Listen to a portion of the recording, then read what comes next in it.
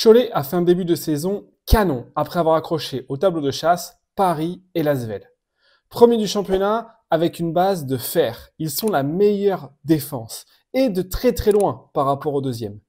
Ils prennent 8 tirs de plus que l'adversaire par match, dont 12 de plus à 2 points. Forçant les adversaires à prendre des tirs à 3 points compliqués et leur provoquant également 5 balles perdues de plus. Ils s'appuient également sur la troisième attaque du championnat. Une attaque simple, peu complexe, mais basée sur les qualités des joueurs et très équilibrée, qui fait des ravages depuis le début de saison. Mais où Cholet peut-il s'arrêter? On va essayer d'y répondre dans cette vidéo.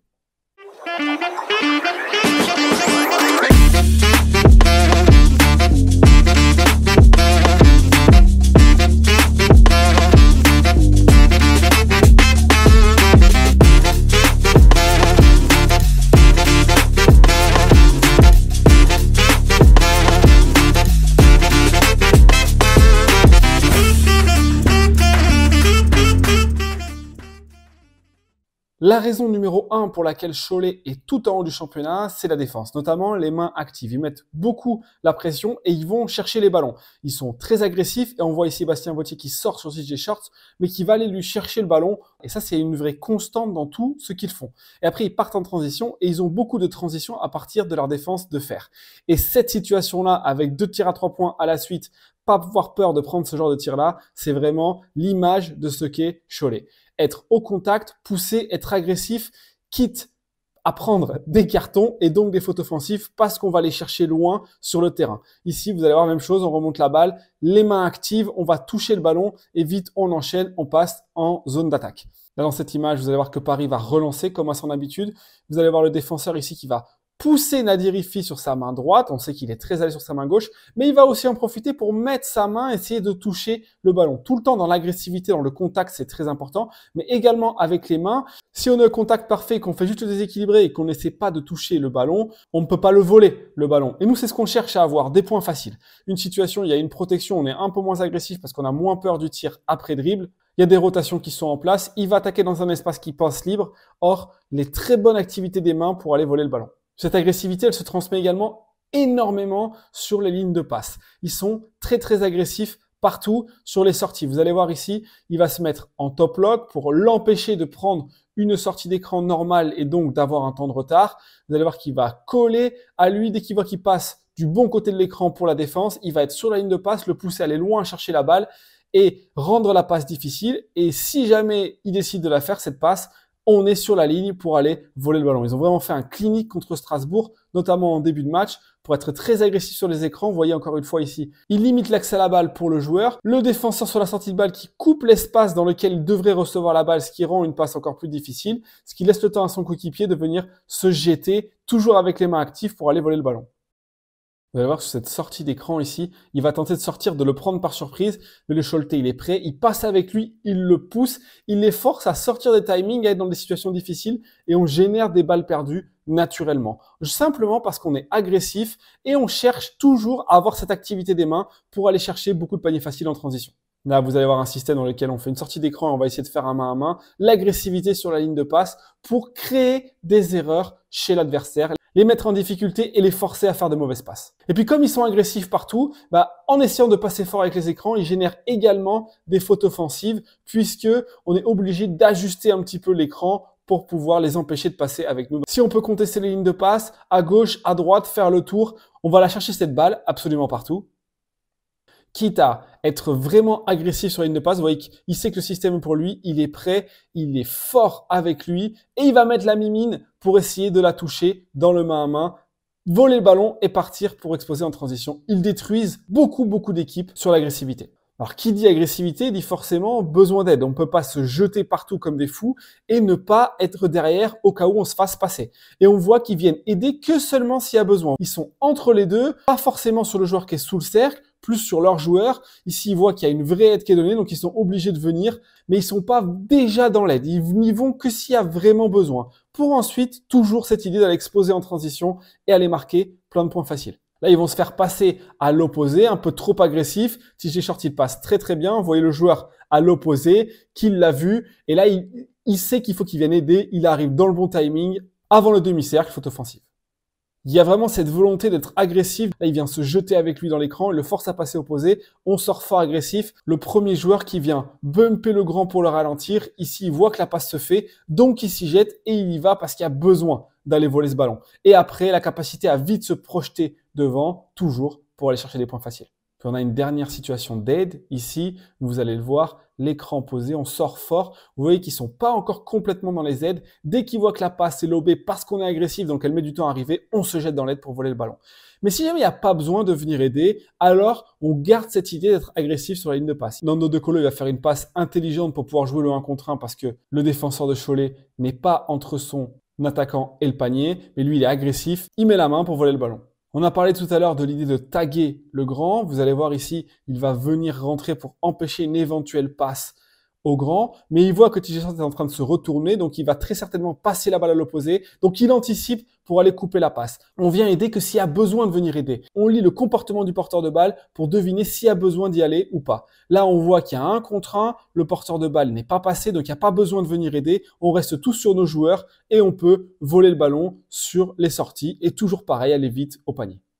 Alors, il y a en attaque, il y a un système de référence qu'ils utilisent énormément et qu'on va décrypter avec vous. Il y a un premier écran ici, ce qu'on appelle un zipper pour venir libérer le joueur et lui donner la balle sans avoir dribblé dans une situation la plus idéale possible en tête de raquette. Et après, on fait ce qu'on appelle un ghost screen, c'est-à-dire une feinte d'écran. Le défenseur du porteur de balle, il l'oriente dans l'écran, sauf qu'il n'y a pas vraiment d'écran. Donc, le défenseur du poseur d'écran a peur d'être en retard, il couvre pas le panier et donc, on peut aller au cercle. La difficulté de défendre ces écrans, c'est qu'il faut savoir est-ce qu'on arrive à changer ou pas. Ici, ils sont prêts à faire une sorte de petit step pour le ralentir, pour laisser le temps à Yacouba Ouattara de revenir. Il ne le fait pas assez loin et on laisse quand même l'espace pour aller au cercle. Une autre façon de défendre sur ce ghost screen, c'est de faire descendre le grand pour couvrir. Mais dans ce cas-là, Bastien Vautier est toujours dans les bons espaces pour se présenter dans le petit short roll, ouvrir un angle de passe et prendre ce petit flotteur qu'il maîtrise très bien. Alors ça force les équipes à changer sur ces écrans, à forcer des changements obligatoires. Mais si on change, on essaie de le déplacer vers la droite, il est en train de venir vers nous pour ensuite repartir vers la gauche dans l'espace libre et aller au cercle. Puis ce qui est intéressant, c'est que dans la continuité, si jamais on réussit pas à faire le ghost screen, on va enchaîner avec un double écran de l'autre côté. Et si on fait un double écran de l'autre côté, tout le monde est concentré sur le côté gauche en bas de votre écran de ce côté-là du terrain et il n'y a personne de l'autre côté, ce qui laisse un énorme 1 contre 1 à jouer et on peut aller au cercle également. Donc forcément, en défense, ce qu'il faudrait faire, c'est essayer de pousser vers ce côté-là, puisque c'est là qu'il y a beaucoup de joueurs. C'est ce que fait très bien le défenseur de l'Asvel.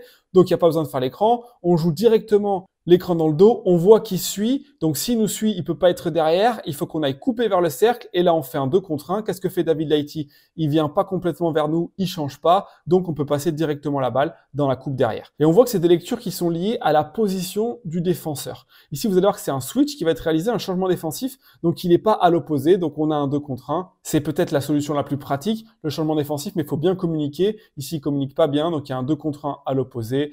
On passe la balle sur le joueur qui est tout seul, il y a une rotation qui est faite, donc on va pouvoir trouver le tir à 3 points dans le coin à l'opposé. Et maintenant, si tout cela, on n'a pas réussi à l'amener au bout, on va avoir le ghost screen, passe, faire un main à main et réussir à emmener à la fin un step-up. On reviendra au step-up tout à l'heure, mais s'il change, on peut mettre la balle dedans et puis Bastien Vautier, il est vraiment capable de finir, mais également de passer la balle. Il le fait très bien. Donc, la feinte de backdoor, ça c'est très important aussi. Pour concentrer la défense, donner du retard, pour avoir la balle, il passe en dessous, on refait un step-up et on peut prendre le tir ici. Si jamais on n'arrive pas à donner la balle dans le ghost screen, on va directement aller poser un écran pour le joueur dans le coin, le meneur qui va aller récupérer la balle et donc jouer un step-up avec beaucoup d'espace. On y reviendra tout à l'heure. Et puis une dernière évolution, c'est que plutôt que de prendre la balle pour jouer l'écran, si le joueur est en retard et nous suit, il y a un énorme espace pour attaquer, comme on a vu tout à l'heure pour Gérald Layayi. On vient beaucoup en aide puisqu'on est en protection, ce qui fait qu'on peut swinger la balle à l'opposé pour notre shooter. Alors les step-ups, c'est un autre argument qu'ils utilisent beaucoup pour attaquer avec les petits, notamment avec les meneurs. On va avoir une situation qui se fait beaucoup ici, sortie d'écran main à main, pour laisser un écran sans avoir posé de dribble. Sauf qu'ici, la défense de l'Asvel nous force à ne pas aller dans le step-up, à partir opposé. Donc, intelligemment, ils vont ajuster l'écran pour lui créer du retard. Et maintenant, on peut réattaquer vers le step-up, vers l'espace qu'on avait envie d'attaquer qui est libre. Laisser le temps avec un jail à notre grand de passer dessous pour ensuite aller vers le cercle. Vous allez voir exactement la même combinaison. On ajuste l'écran, on le feinte à gauche, on le réattaque à droite. Avec le contact, on va au cercle. Ça, c'est très très bien joué. Et puis parfois, on peut s'endormir également. Ici, il est trop haut sur la ligne de passe. Donc, on coupe dans le dos, dans le bon timing, de façon à ouvrir la fenêtre de passe et lui donner un dunk. Si jamais ils arrivent vraiment à prendre les step-up avec la vitesse des meneurs, si on se décale, les grands, ça laisse la pocket pass dans le petit espace que vous voyez ici, avec toujours le flotteur de Bastien Vauthier qui réussit très bien. Puis on parlait de sa capacité à passer la balle. Il va voir l'aide arriver et directement passer la balle dans le bon timing plutôt que de prendre l'aide dans le nez. Il s'arrête avant, il lit l'espace pour passer la balle. Même chose ici, il s'arrête avant, il voit qu'il y a l'aide, alors il passe la balle. Il sait avant de recevoir la balle qu'il va y avoir une aide et c'est pas donné à tous les intérieurs d'avoir cette capacité de lecture de la situation et d'anticipation. S'il n'arrive pas à jouer l'écran dans un sens, il le refait dans l'autre. C'est la même chose. On est dans un bon spacing pour pouvoir attaquer le cercle. Ils le font beaucoup si jamais ils n'arrivent pas à être efficaces sur le step-up. Ils repassent de l'autre côté.